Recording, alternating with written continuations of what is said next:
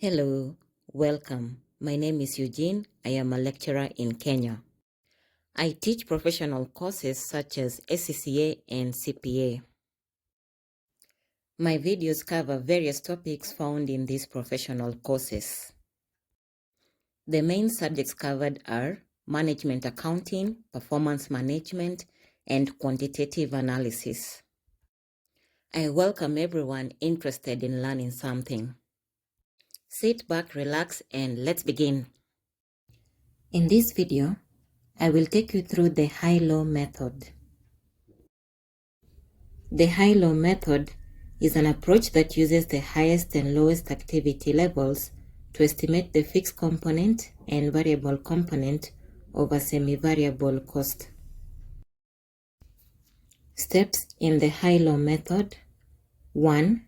Identify the highest and lowest activity levels and their corresponding total costs. 2. Calculate the variable cost per unit. 3. Calculate the total fixed cost. Example 1. The following data has been provided. The output units are 4,000 and 6,000, and the corresponding total costs are $19,000 and $26,200. Required: A. Calculate the variable cost per unit. B.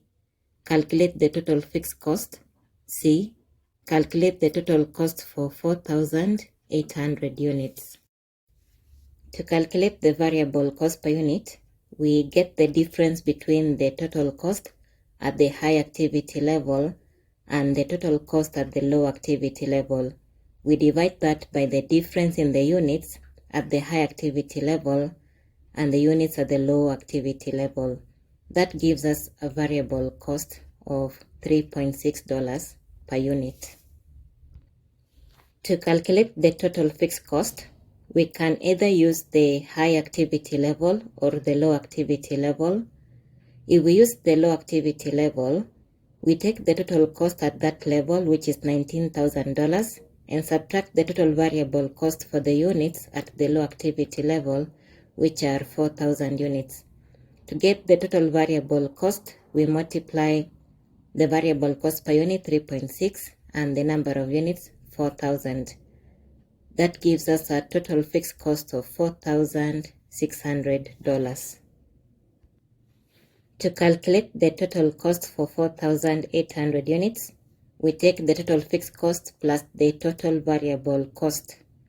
The total fixed cost is $4,600, and the total variable cost is the variable cost per unit, 3.6, times the number of units, 4,800.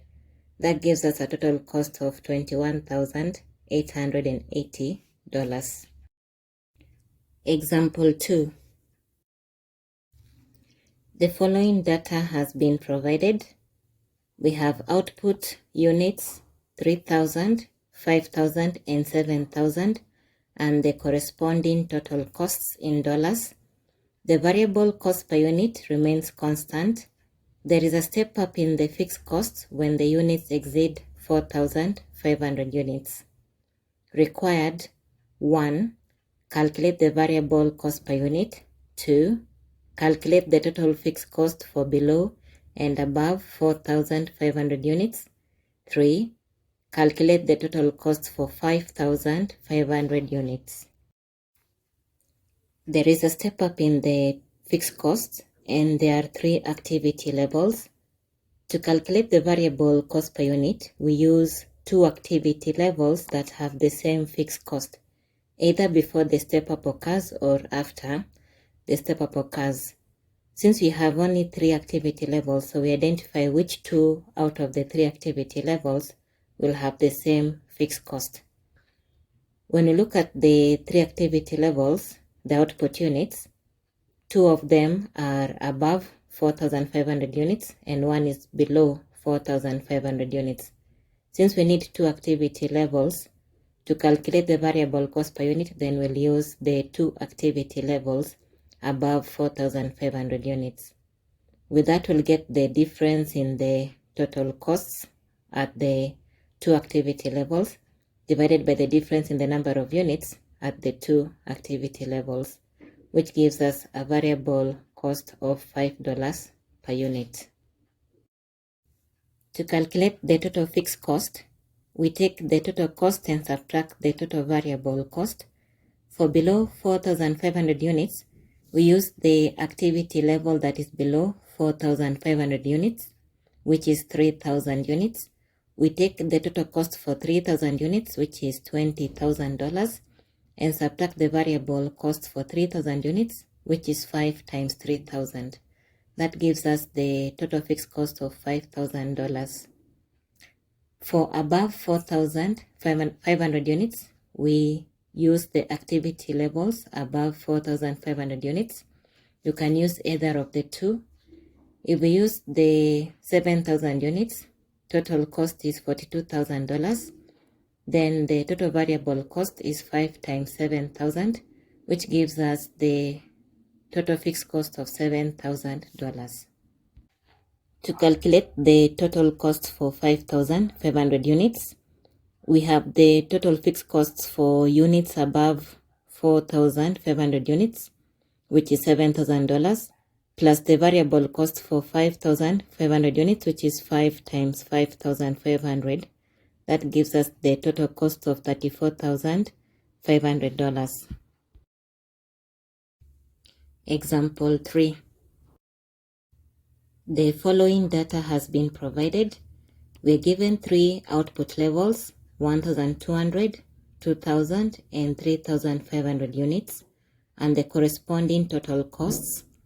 The variable cost per unit falls by 10% for output volumes above 1,700 units. Required, calculate the total cost for 1,400 units. The variable cost per unit changes, and there are 3 activity levels. We have 1 activity level below 1,700 units and 2 activity levels above 1,700 units. We need 2 activity levels to calculate the variable cost per unit, and also will require the 2 activity levels to have the same variable cost per unit. Therefore, we'll use the 2 activity levels above 1,700 units to calculate the variable cost per unit.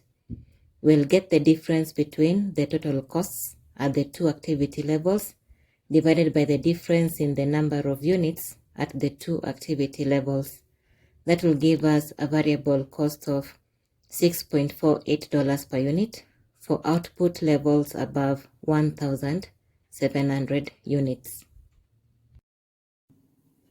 To calculate the variable cost per unit for below 1,700 units, we'll consider that the $6.48 is the variable cost after a 10% decrease.